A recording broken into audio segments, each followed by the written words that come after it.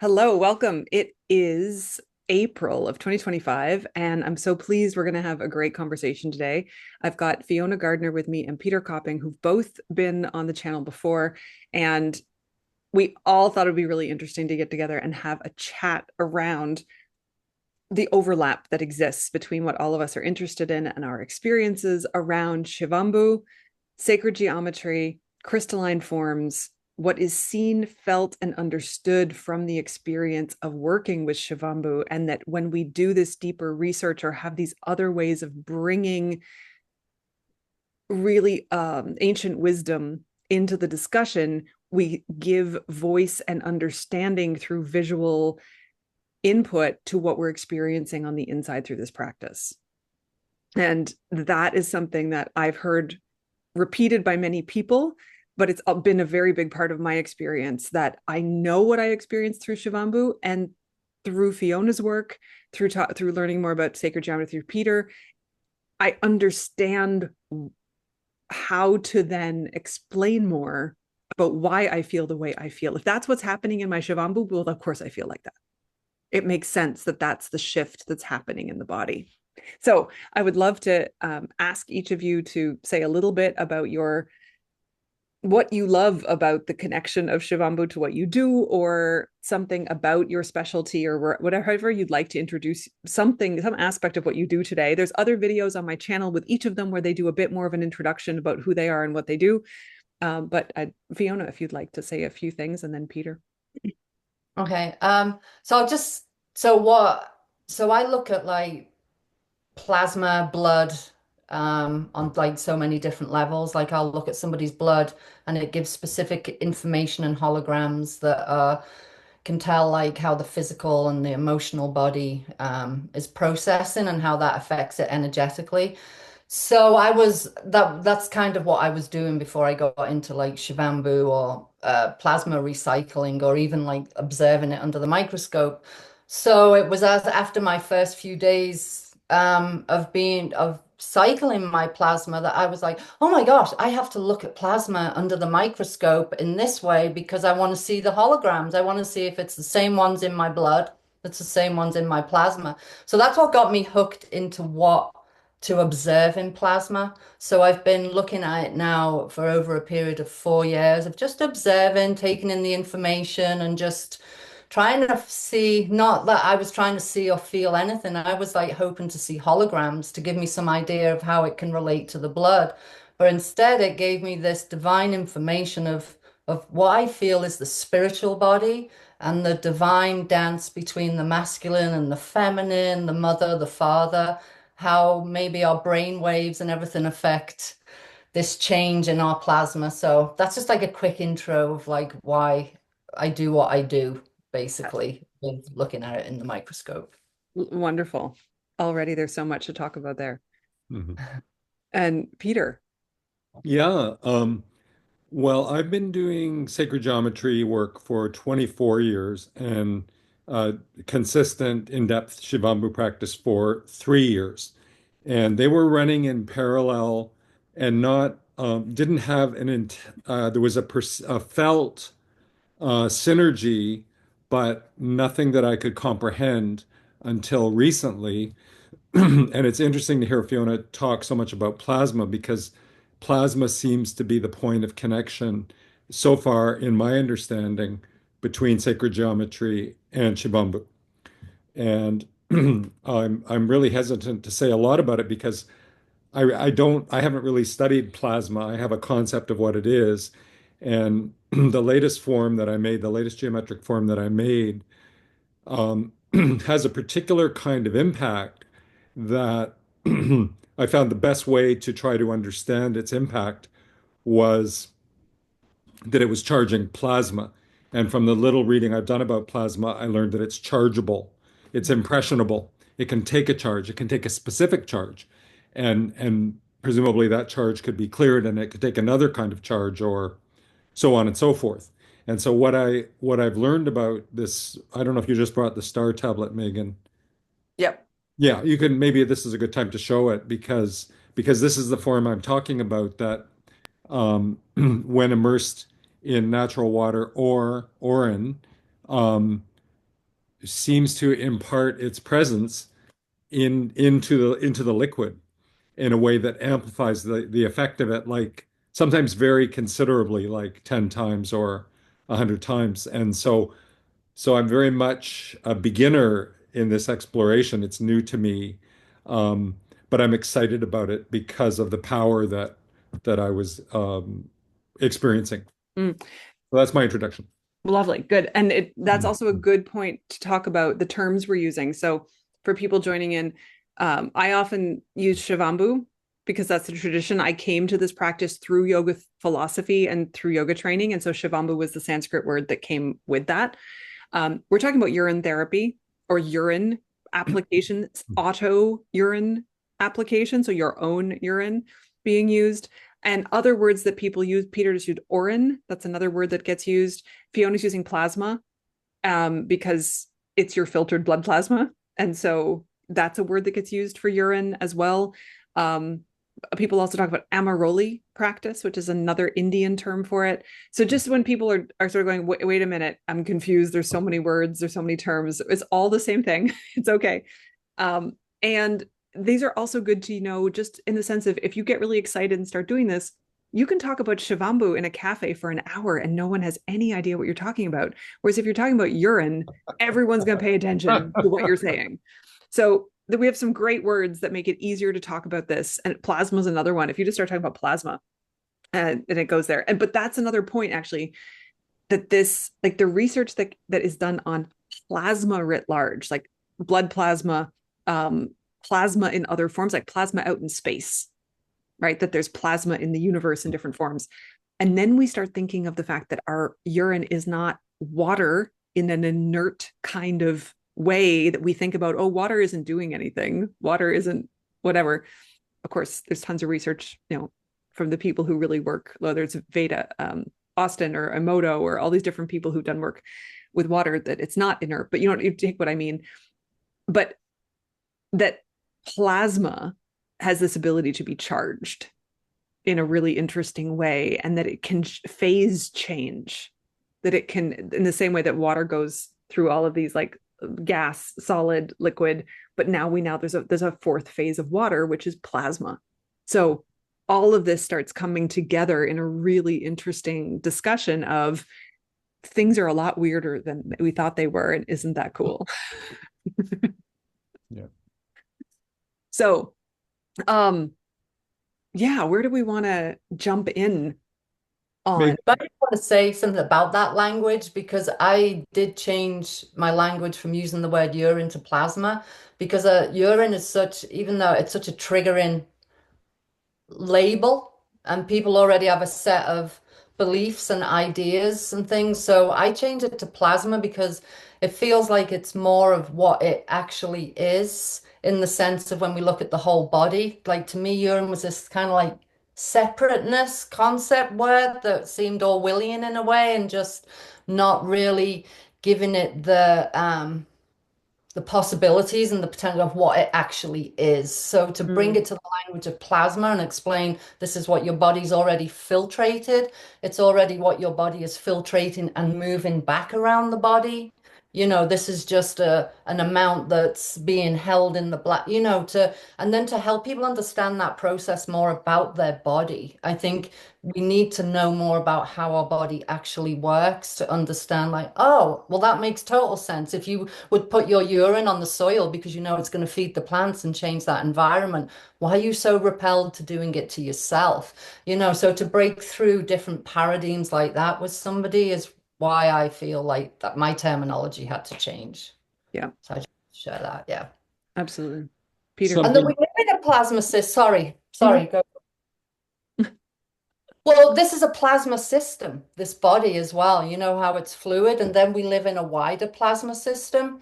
So, in a sense, we're like this guardian to this fluid and the life that moves in this fluid, because then we exist then within another plasma system that's working in the same ways. So yeah, just wanted to add that Yeah, piece.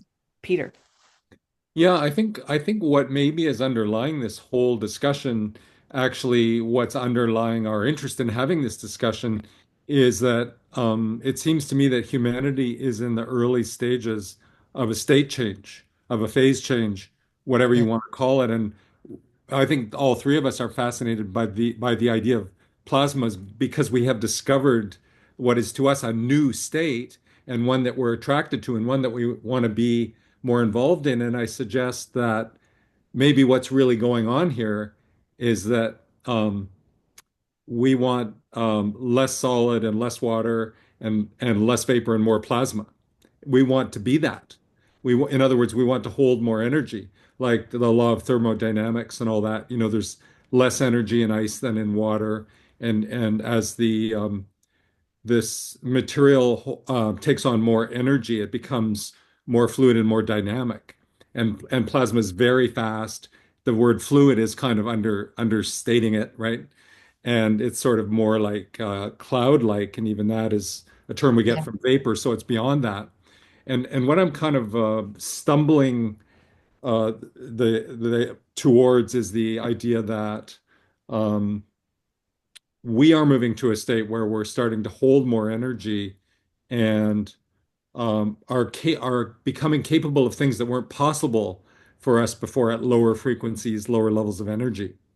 And and everything that's aligned with that is exciting, like whether it's sacred geometry or Shivambhu practice, or the idea that stars are mostly plasma, which is what is an impression that I'm getting lately. When I was a schoolboy, they said that stars were like atomic bombs going off. They said the sun was like 1,000 atomic bombs, right? And going back to when it was all about being terrified of our own self-destruction, and we're breaking out of these limiting and negative constructs and seeking liberation, seeking contact with the wider universe, seeking contact with other intelligent life. And whether anyone who's talking here or listening to this is on board or not on board with any one of those ideas, it just seems to be obvious that that's where it's all going. Mm, And so I'll leave that thought at that. mm. Yes. So, oh, go on. I wasn't sure if you want to say something. Yeah, finish. Yeah, total agreement. Because even all like even on the new information that is like coming through just about plasma, and this is something you could look into. It's called the Kordylewski clouds. These plasma clouds that supposedly sit at 60-degree angles. In between like the Earth and Moon system. They're massive, they're huge. And there's only been like so much like research about it, but it's new stuff, but it's explaining that we live more in a plasma system. These plasma clouds are having more to do with than we think, in what they are creating or able to produce and Mm, then project out. And it's the same thing that I've seen in people once they start recycling their plasma and create that reconnection with themselves, is that within their plasma, the geometry changes. So wavelengths, the way information is coming in has changed. The amount of light that body can hold has changed. So this information gets really condensed in these geometric forms because it's a way to hold a lot of holographic information. And I think that's why we feel so. I know for me, when I first started it, rah, it's like your body is woken up and you suddenly have this surge and Russian energy, and you want to go and tell everyone about this. Like you found the secret to the universe and health and everything. And it's like being able to process that amount of information. I've seen how people, it's like, it can be too much and you've got to like ground your body out and do different things. But yeah, it's pretty magical. I don't have words for it or what it is, besides plasma, but what is this? What is that wave and that information that even actually forms that shape? mm, We think of like and all I see is self-repeating patterns. And over these last 4 years, that's what I've watched. I was like, it's a self-repeating patterns, self-repeating patterns. What's their relationships? How do they relate to each other? Um, Yeah, it's fascinating. So that just makes me think of that our universe is a self-repeating pattern of geometry, yeah. sacred geometry, wave. I Yeah. Well, and Yeah. so one of the things that's coming to me, there was something that I read this past week from someone who was writing on a different topic, but the point that she was bringing out was we are a water-based system. Like humans are a water-based system. Our system needs water to function. It doesn't in a different way. Like, do we need lots of different things? Sure. But at our core, we're a water-based being in terms of the thing that there is the most of in our whole system. And so when we're talking now, we're bringing in our experience of drinking our own water and the shift that then happens in terms of what you see in terms of crystalline structures, in terms of geometry within the Shivambhu, within the plasma. And that what you just said about the more that those patterns seem to form and repeat, it seems to be showing that it's like a condensed way to hold more energy. That is a fascinating idea to put out there, that the system and the body is actually, it's found a way to hold more energy in and work with that energy. Yeah. And Continue. it gives you the capacity to actually tune in Mm, a different way too, so that we can tune into levels of whatever frequencies, vibrations exist within the plasma field or the ether. I mean, there's lots of different terminologies for it. Um, so then we can hook up in a certain way too to keep, because it's a feedback loop at the end of the day, we're feeding it into ourselves and we're feeding it back out, and we are creating from those frequencies and vibrations. Um, I forgot what I was going to say. I forgot what your question was. oh, Um, just it was just coming back to that idea of if we're we're a water-based system, but oh, yes, sorry. So the other part, because it's another, because we're also these electrical beings. And I feel like the water and the plasma is kind of like it's like a protective glove for the electrical circuit of this body, because like one of the things I've been looking at is how the electrical discharges in our body when we're not fully I want to say the word cells and mitochondria, but everyone's like, oh, they don't exist. But it's like, okay, we've got to have a language for anything. So the water is very protective of that electrical capacity of keeping it contained. So when the water breaks down, and that cell's not as protected, that discharge is going to go off around the body like undirected where it wants to go, damage tissues, hit impact an organ or the lungs or something else. So the relationship with our water and our plasma and this electrical network, that tunes in that we are, those two things are like so key in working together and for creating this health and wellness within this system, and also giving more access to more information, mm. as we power up, level up, whatever terminology you want to use to it, because it happens. It, I say it sucks out the dumbness and the numbness on Mm. some level. So it wakens you up. Yeah. That's why you have that feeling. Yeah. Um, Oh, Peter, I'm wondering, I remember after you had seen some of the slides that Fiona was working with, you said there were some things that really sort of clicked into place around it. Is how would you explain that to Well, somebody? what I remember most was seeing the video images of these geometric forms just popping out one after the other, the same forms seeming to replicate like very quickly. And there was this sense of recognition I had in my own body. And it was as, we have this thing as UT practitioners where we always talk about what the body is saying because it seems like the body is talking louder. And I had one of those moments where the body was like shouting at me saying, pay attention to this. This is what's happening to me, right? Especially combining the fractal star with the Orin. And I was experiencing these bursts of these tiny bursts of light, like sparks, but like not exactly like explosions, but maybe like lightning bolts. So definitely electromagnetic. And the images, Fiona, that you were capturing on video were were registering through my brain and into my body as being a description of what was happening in my body. So I got really excited um, by that. And and I realized from that moment on, I guess the intellectual part of that is that's when I really got it, that there's some kind of very important connection between Shivambhu and geometry.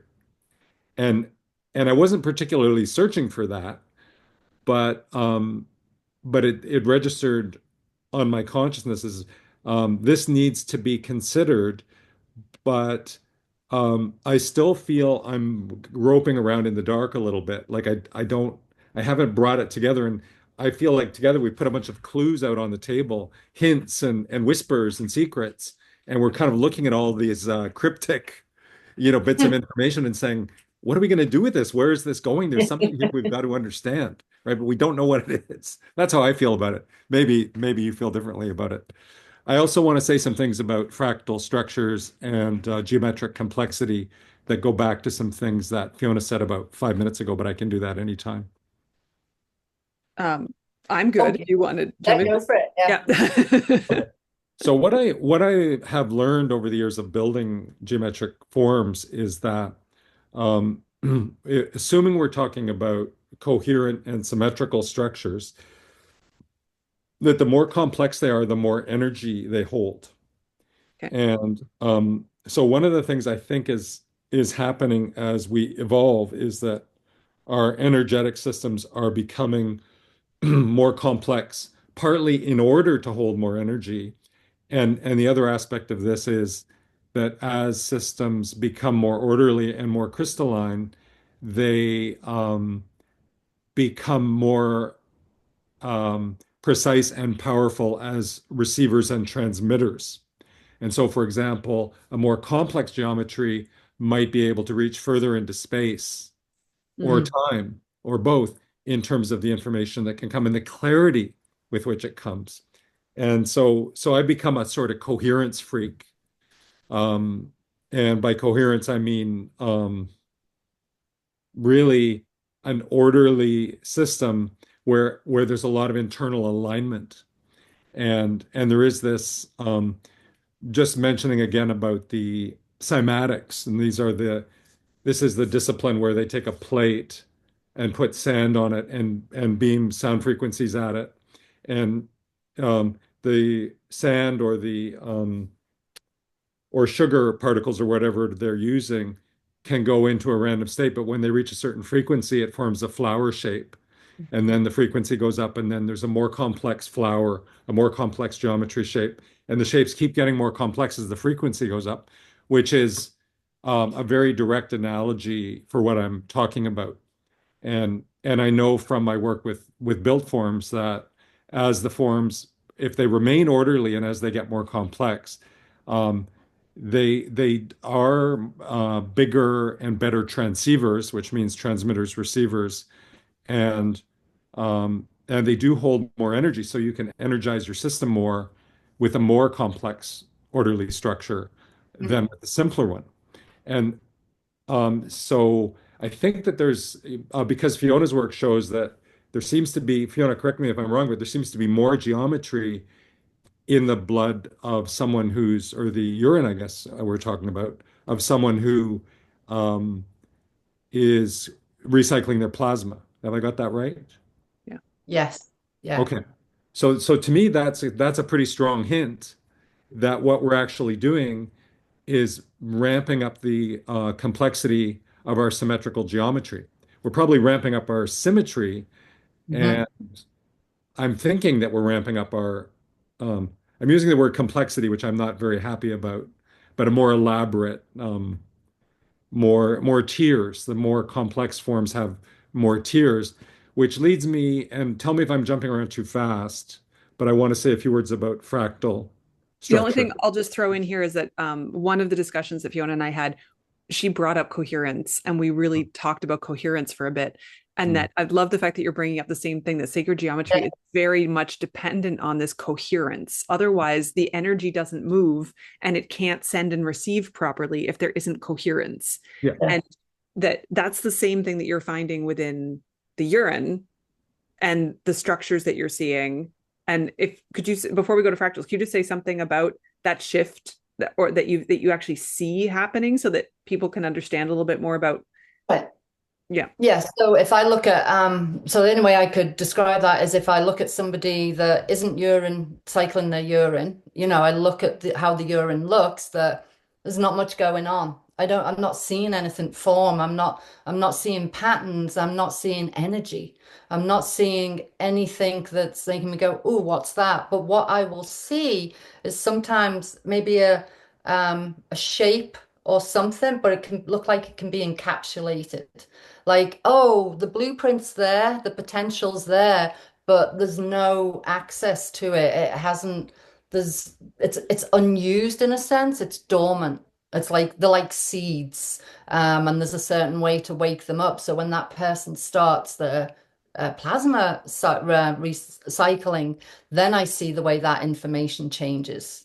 And now they've got movement. Now there seems like there's electricity and energy and more coherence. And oh wow, there's structures building here so there's been an awakening and because the environment's changed, the information that's coming in has shifted. So everything's engaged in, oh, my environment's changed. What does that mean for me now? What's possible as I'm getting this information that's coming in? What's my possibilities and probabilities and everything else? Is that what Yes. Yeah. does that And make sense? to give people an example, and this we could do simpler examples than this, but the one that's coming to mind for me is someone I had worked with who had been struggling with long COVID and whose entire system was very like low energy, sluggishness, autoimmune symptoms.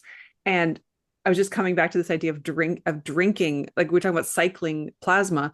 And for a lot of people, they think, oh, I have to drink it. But this person said, I can't drink it. Like, what else could I do?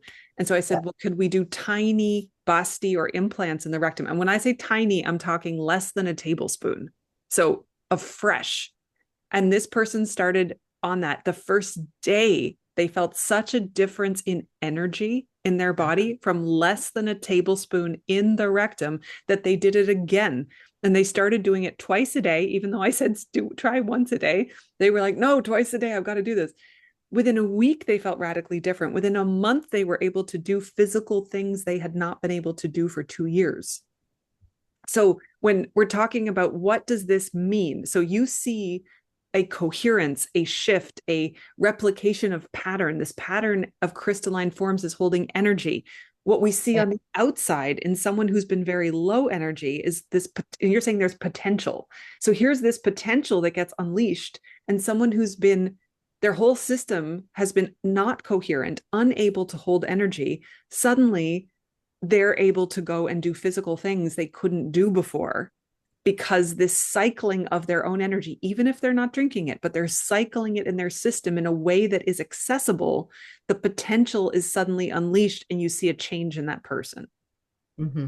Okay. So, I mean, that's just one example. We could bring in more, but there's...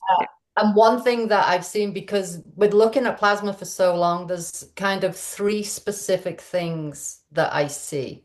It's two certain types of crystallography, and then there's this other sacred geometry aspect that comes in. So what I've watched over a period of time with somebody that's recycling over a period of time is how these structures will change and morph and become more vibrant and have a different intensity.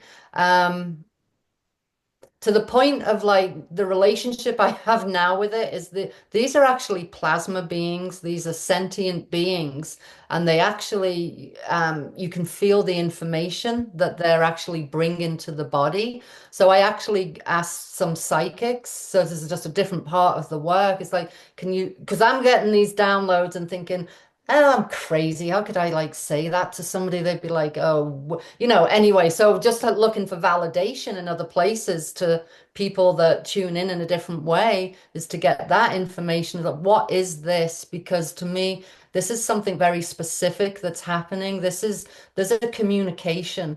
And as we journey with our Shivambhu, the information and this connection is being reinforced and being established.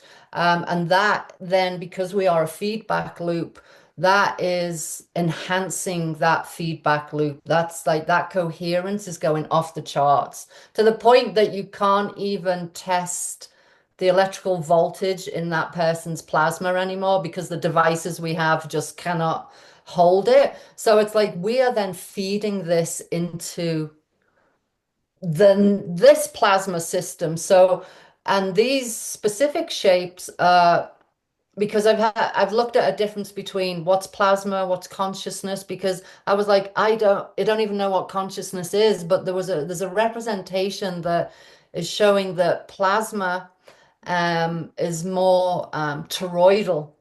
Mhm. It's more this torus field of energy, and that when we're plasma cycling, we're actually stacking toroidal field upon toroidal field within us. So you can imagine we're stacking toroidal fields, we're stacking geometry as well.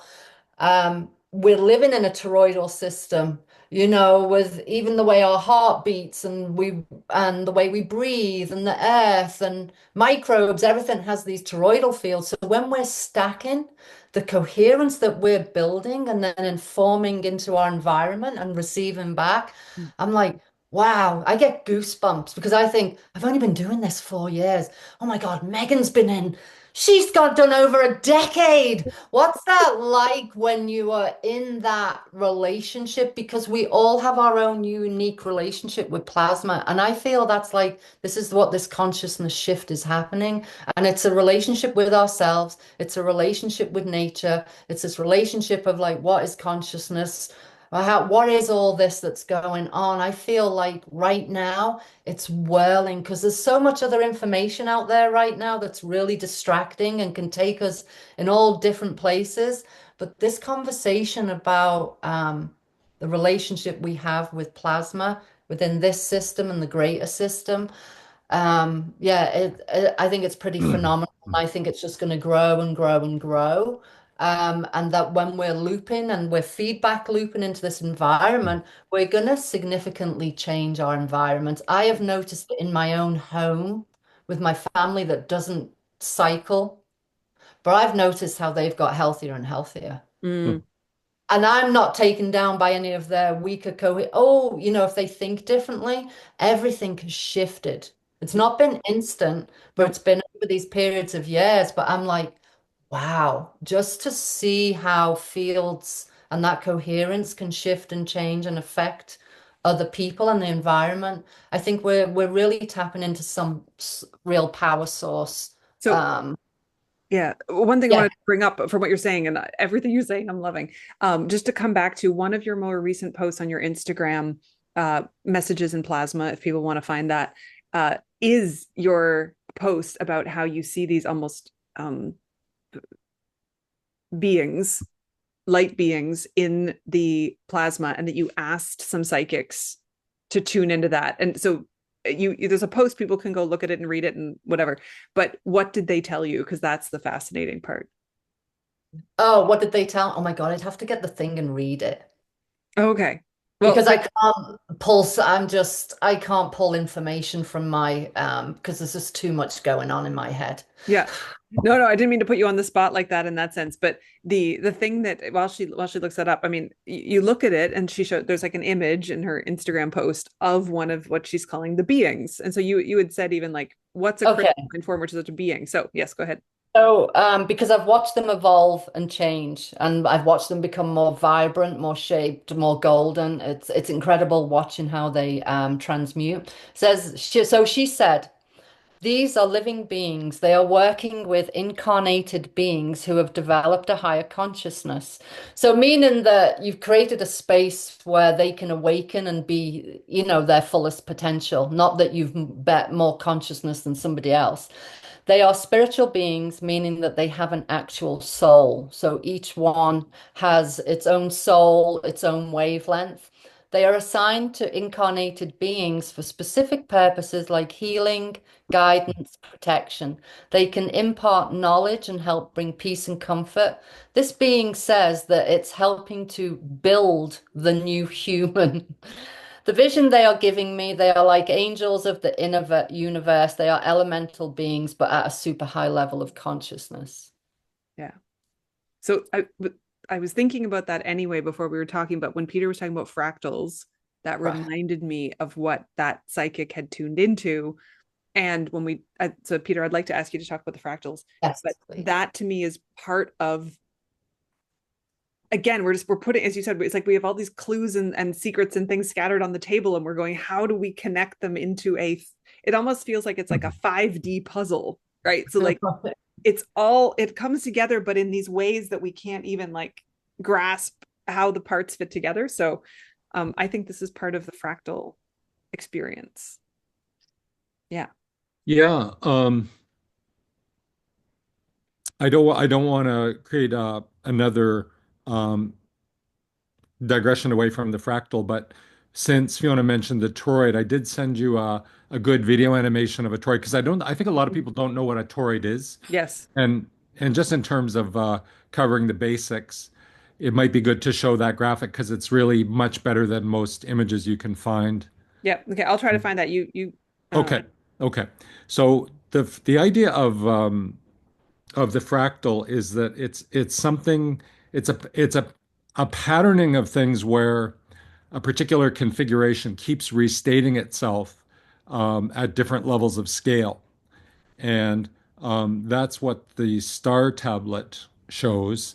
But let's talk about even a tree for a minute. You have the tree trunk, and then that's the toroidal field. That's a graphic of a toroidal field. So the energy comes up a central axis and as it rotates. yeah, and comes down and then goes up inside the bottom and back up through the central axis and keeps cycling through.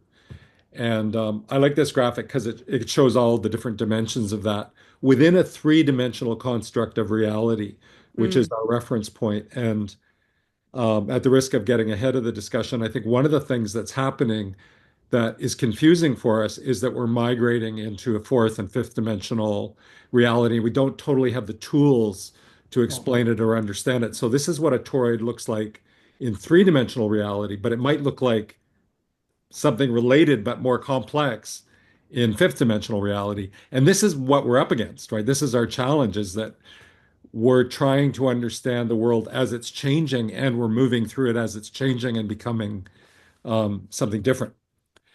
So going back to the tree, you have a single trunk and then you have three large branches, and their structure mirrors the structure of the trunk. And then each of those three thick branches has two or three smaller branches which mirror the structure of the larger branch, which mirrors the structure of the trunk. And then you go on to the branchlets and so on. And what happens is the form keeps restating itself, but there's a proliferation. And so the tree is the result of that, all those levels of scale. And this is what we find beautiful. I can't think of anything in the city that's more beautiful than a tree. There's no building, there's no car that's as beautiful as a tree because that's the expression of creation. Yeah. That's God's art, right? And so, Megan, if you don't mind holding up the fractal pentagram, Mm. um, that's Talking about another, fractals. Yeah. yeah. So the big outer star shows the whole shape, and you can see it restated at the center, and then you can see progressively smaller stars spinning off, so to speak. So there's this Um, is the center one. yeah, And then right next to it, then you yeah. have a smaller, Thank a you. smaller, Yeah, a smaller, a exactly. smaller, and the teeny one. Right. And so this is the structure of the universe. And I think what is happening to people like us who are getting into having more coherence and building up more energy. And Fiona, I agree with you that I think Megan has gone further down this path because she's been doing it for longer, you know. And I'm fascinated and not exactly envious, but kind of wish I'd started sooner, you know. But Same. but I was hearing that in your talk, so that's why I said it. But where I'm going with this is that as we develop our own internal coherence more, we start to line up more Yeah. coherently with the fractal structure. So I don't know about you, but I think a lot more about the galaxy. I think a lot more about the solar system when I think about the planet, because the planet is like a fractal of the sun, and the sun is like a fractal of the galaxy. And then the astrophysicists talk about superclusters, and and the human species is, conceivably a fractal of the planet, like the canines and the felines, right? And the different fingers on the hand. Every finger is also the hand, right? Every drop in the ocean is also the ocean, right? And so there's the drop that thinks, no, no, I'm not the ocean, I'm just a drop. But then there's another drop who said, no, wait a second, I'm looking inside and I'm feeling myself and I'm looking at the ocean. I'm saying, wait a second, this is all the same stuff. It's all the same salt water. It's got the same minerals and the same frequencies. And wait a second, I'm the ocean. And this is what humanity, this is the leap we're about to make. Yeah. And people like us, we're kind of precursors, and every generation has these people. But it's just a very exciting time to be alive because it's about to go collective. Hmm. Maybe not this week or this month or this year, but in our lifetimes, it's happening. And I just want to say, to qualify some of the claims I'm making, that we're seeing a lot of disintegration right now. We're seeing institutions break down. We're seeing relationships snap apart with like terrifying speed. But when you think about it, if we are birthing new orders, new geometries, the old ones have to disintegrate exactly like they do on the cymatics plate. When the frequency is going up and this beautiful little flower breaks apart, and suddenly all these pretty little bits of white powder are in chaos, but they're migrating to a higher order, and this is, I believe, is what's happening. So that's kind of like my broad conceptual framework for trying to interpret these clues and come up with better explanations of what's really going on, you know? I thought just to piggyback on that, I'd seen it as it's the way plasma actually fuels itself with those lower vibrations. All it does is just consume other forms of like plasma information, to create like right now we're with Megan. She has this longer experience, but we're still receiving a transmission from her field of information, her experience, her knowledge, because it was something that came through really strongly with looking at plasma for people, very specific images. Like there was very specific images because they were very sacred, mandala looking in a sense, that these were real specific images to just be with. So that's why I always felt like, oh, I can share this with somebody else because there's a really high vibration transmission coming from this image within this person's plasma. There's a communication going on here between the plasma, because it's something I've learned with doing this work, which has been really intense the last few months. And it's what I've learned being a mother, when they tell you to get out the way of your kids' development and just let them, be in their space and do their thing. That because I was like, I don't want to, why am I doing this? I spend so much time doing this. And the information that was coming in was like, the work has already been done. We're all kind of like these antennas and vessels for the information. So I see it, whereas you were saying about the earth. So going back to a tree, Mm. here we can see the tree growing and it's doing the same underneath. That Yep. these are massive neurological, or however you want to say it, this is a communication network that is so tuned into its environment and what's happening and how it signals the environment, how it signals growth and healing, that this is what we are leveling up to in our own field of energy.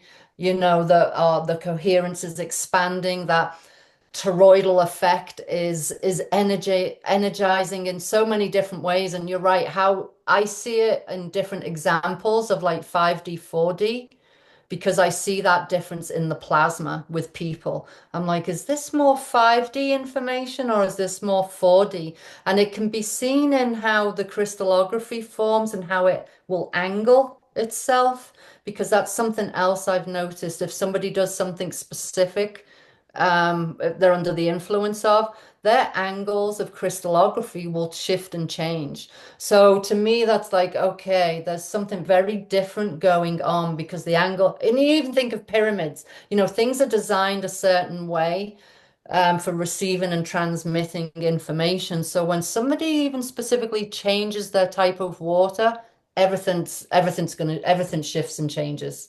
There's a whole new dynamic relationship that happens Mm. with different things that we implement or come under the influence of. So so to me then that's always really important of like what are we actually taking in? What do we tune into every day? It's very different when we're on that plasma relationship. We are tuning into different relationships and different things, but we're still human.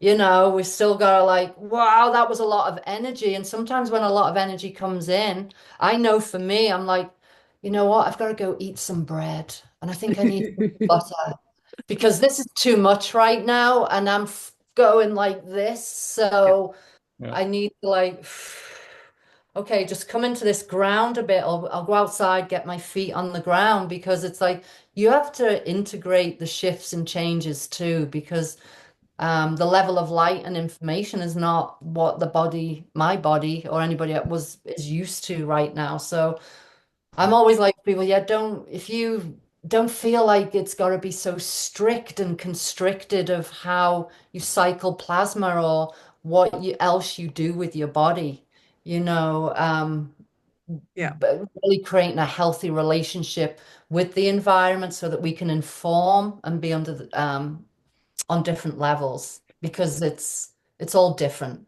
Yeah. And that, to piggyback on that a bit, in that sense of um when we're plasma cycling, that idea, I always say there's no rules with Yeah, Shivambhu. There are suggestions from people who've gone before, who've done yeah, this, and it's worth reading their suggestions and seeing what they're saying. But there are no rules. And so there isn't the sense of you have to drink this much or only in the morning or only at night or only when you're tired or like it doesn't work like that. You have to figure it out for yourself. You have yeah, to be the scientist of your own inner experiment. But yeah. also, I just want to say, I pulled a card before we talked. I said, what's this conversation about? It Mm. was the Sanat Kumara card, and it says light activation. Oh my gosh. And That's so this is part of this. I thought that was really interesting. But it's your internal guidance is coming through. Sanat Kumara is one of like the main guides, enlightened beings, ascended masters, whatever. But it's also this interesting thing about, it's very much about light. It's about this light activation. And you're talking a lot about how the amount of light that can be held in the crystalline structures when people are cycling, when people are practicing with Shivambhu, as you say, goes up, shifts, changes, has very different expressions yeah, over time yeah. as the more someone is involved with this practice. Um, and there was another thing I wanted to bring in there. I don't remember exactly what it was, but coming back to this complexity and the idea of the fractal, and that even as we keep working with different things, we experience it differently. So when Peter first made this, which was within the last year, and he sent it to me, I hung it up because I have another form here in the room, and I hung it up and I lasted about an hour and I had a headache. And then I put it in a drawer under a blanket. It was like, I got to calm you down. And so then I sort of sat with it, and I took it out and I put it on top of the cupboard under a blanket. And then I tried that out and that was okay. And then I put it on top of the blanket and that was okay for a few days. And then I brought it into the room that I'm in, but I had it sitting, like laying up against the edge of a soft couch on the floor. And then I could feel it, but after a few weeks, I couldn't tell it was there anymore. And now I can have it hanging in the room and I'm fine. But there's something about, as you say, that intensity of the integration. Well, not even before the integration, it's the intensity of the experience of complex, coherent energy entering our system. And that intensity is real, and it's okay, because our bodies, the physical body, is always going to be the thing that takes the longest to deal with this. Energy moves instantly, thought moves instantly, light is moving, like they all move so fast, and they can integrate with each other extremely quickly. The physical body is slow, and it's okay for anyone who's practicing this to go, I can't do a lot of this all at once. I have to ease my way into it. I have to take a break. I have to eat bread. I have to stand outside with my feet on the ground. That's normal. Like, that's normal to have to integrate and to have to watch what's happening and take time because it is intense.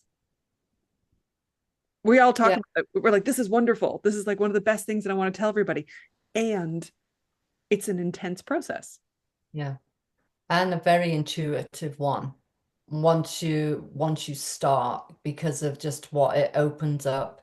And you're right, it is pretty intense. I can't remember what I was going to say. Sorry. Yeah, my mind. Sorry. Oh Yes. no. Intense. This is also part of it. Our thoughts are moving quickly because we're talking now about the thing that moves quickly. Yeah, good went. Yeah. But the intuitive part, and yet by taking it easy and integrating, you find your own way of what feels the right. Let's like so it's like if I look at somebody's blood and I see specific holograms, I know there's something really specific physically and emotionally that's affecting this electrical network. Because I also know the other things about plasma and how that affects the electrical network, but I can see specifically where they are stagnant, where there may be some compression on their body. And maybe I can see a pattern that goes to their birth or to a surgery they had. So bringing in the two modalities to work specifically with them in those areas of, okay, what would be the best Shivambhu practice with this presentation? What's going to make it easier? What's going to make things flow? Because also knowing that when you start to drink and take it in, or whether you're putting it on your skin, it is going to work with stagnation in the body.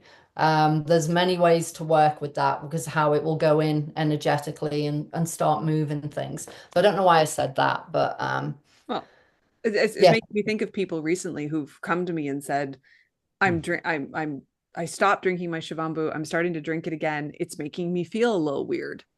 yeah, And it's like, well, why? Like, and they think there's something wrong, that yeah, they did something wrong, or that it's not vibing with them, or that there's something. But we go back to what's going on with you.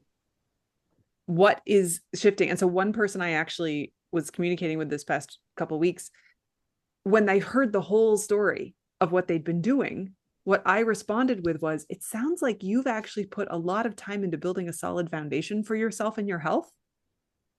And when you first started drinking Shivambu, you were not in such a solid state. And so the Shivambu was doing things, but it wasn't trying to pull out a bunch of inflammation at once because you couldn't handle it. And now you have a solid foundation. So the Shivambu was like, great, I can go do some deep work. You can handle it now. yeah. Hmm. Because that's what, yeah, works through your like even just with the 4 years.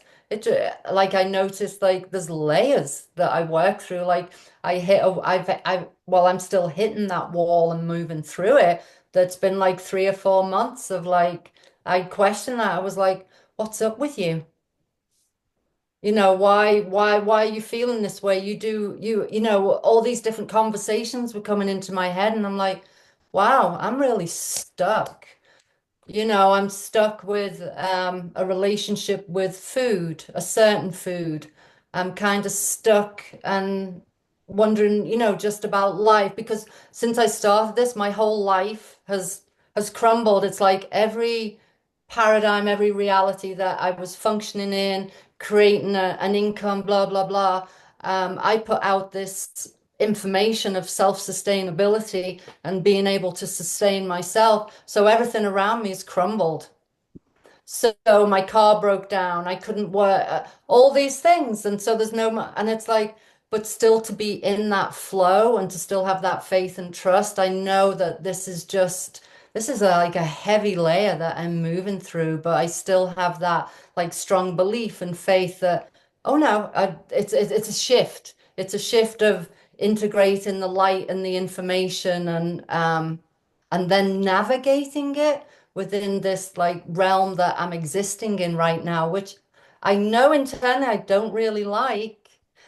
So it's like things are moving me because I don't really want that. So if I've not made that choice I'm going to change that immediately, which is what happens because I haven't. It's like, I was like, oh, we'll change it for you then if you're not. So in some way, there's got to be an interference because everything is like what I think is like an interference field. It's same with the crystallography and the shapes. It's a representation of like an interference field. So I have to move within these fields that I'm not comfortable with, and I'm a little can bring up a bit of fear when you think, well, I need money to pay for my rent and I've got no work coming in. And I'm having to sit here for 15 hours to look at plasma under the microscope. And I'm obsessed and I'm consumed. So allowing like even these energies to work through us and feel comfortable and keep moving through. It can be a challenge. So I understand why some people are like not doing it. I can understand the intensity, the discipline, the devotion, and the time, and everything in your life has to change Yeah. because so much will change. Because intuition that's engaged and how that shifts and changes you. Yeah. Well, I've got a lot of resonance in terms of if I think like what fell apart. Yeah. The more I got into, and I mean, we all do multiple things that we would call healing modalities. There's multiple ways that each of us works with the spiritual realm, and that idea of, and we all have talked about in other videos or with each other that these are very spiritual practices. This is the spiritual practice. And what you read from the psychologist or the psychiatrist, whatever, about the forms, that's incredible. That's the spiritual work. Yeah. And that is by definition hard. Yeah. To look at who you are and what you've brought in. Peter, where were you going with all that? Well, I was tracking what Fiona was saying, and I think that my gut sort of feeling, the word that's coming up in my mind is sacrifice, that some of us, well, we sacrifice an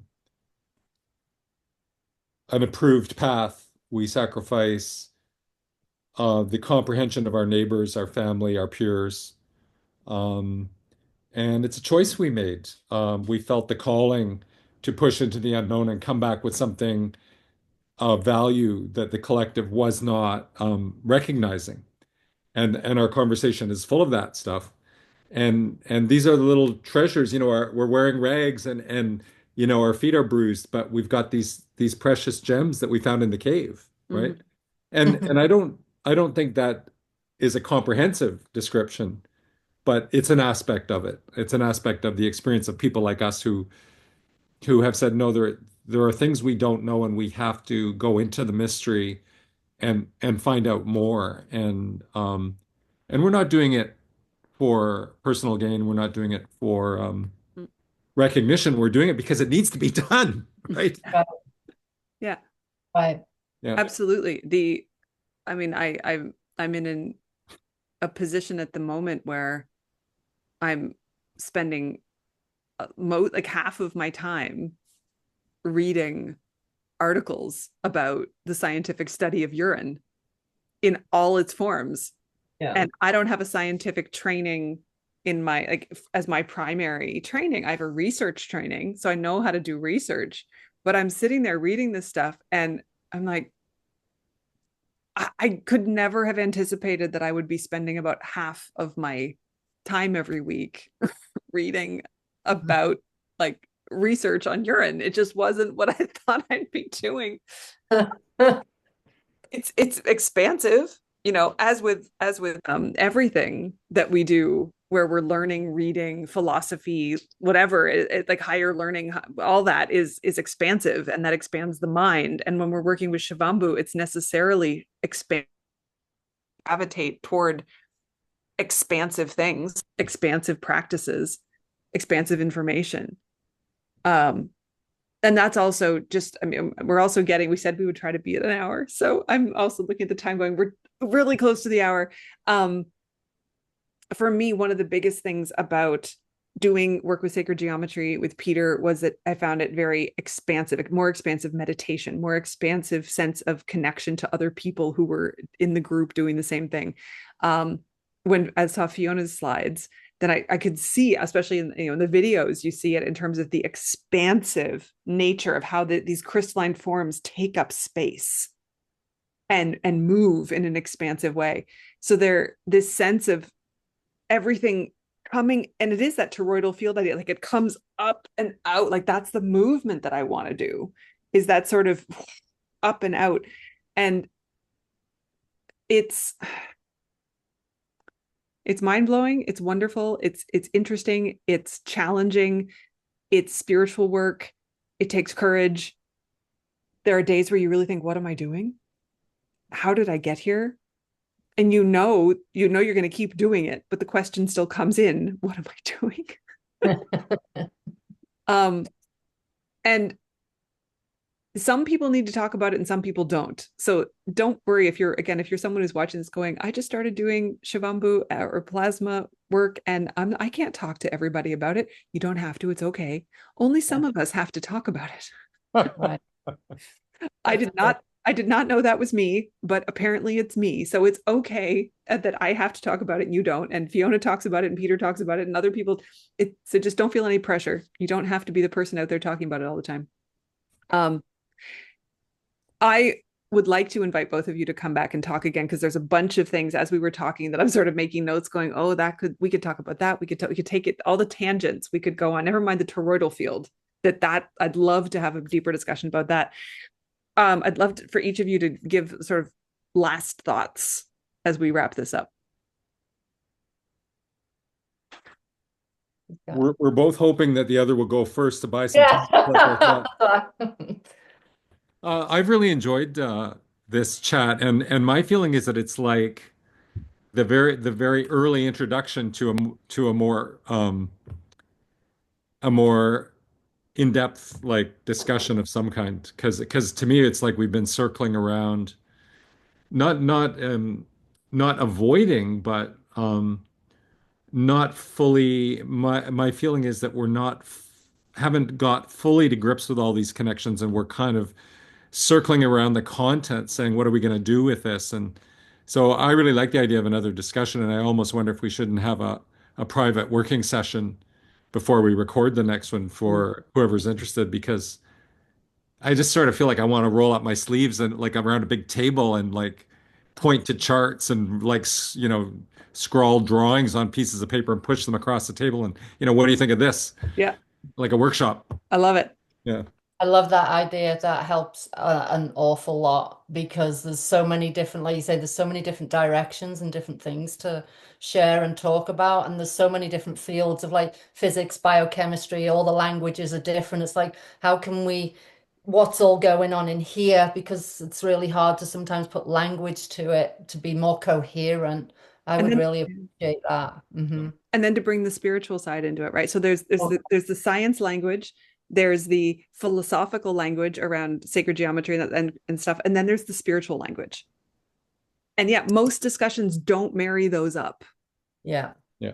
So I love it. I love the idea of having a working session, and of being able to throw stuff out and sort of go back and forth, and then to come back and record some more discussions. Yes. I really appreciate both of you giving your time to this. And to also, these are the sort of discussions that when I started, there was nothing. I could find nothing. And if I had been able to find videos about people talking about this, I would have felt so much more normal and more confident in what I was doing than I did. I didn't know what I was stepping into at all. And maybe that's good too. Maybe it's good to just step blindly into the unknown, jump off the cliff, see what happens. But I really hope that people who are finding these discussions and discussions with other people, like Fiona has talked to other people as well, but Joanne Humphreys is doing a lot of conversations with people, putting out tons of new information. There's multiple different avenues that you can find information and discussion. So please get curious and go find more if you enjoyed this. And we would love to see you again when we talk again. Thank you again, Fiona and Peter. I'm going to come off of this call and be really inspired and look forward to talking to both again. Yeah, Peter. I just want to say, probably for myself, and probably Fiona shares these sentiments, and probably a lot of people share these sentiments, that we have a debt of gratitude to you for having the courage to step forward and create this whole platform for discussion. And you do it so well as well, so thank you. Oh, it's absolutely my pleasure. Yeah, I totally appreciate that. The courage it takes to to do that, ask the questions, and what you go through and move through. It's like, it's freaking awesome. So yes, thank you for creating these spaces. It's amazing. So happy. Yay. Yeah. All right. It's great to talk. We'll talk again soon. Bye. Bye-bye.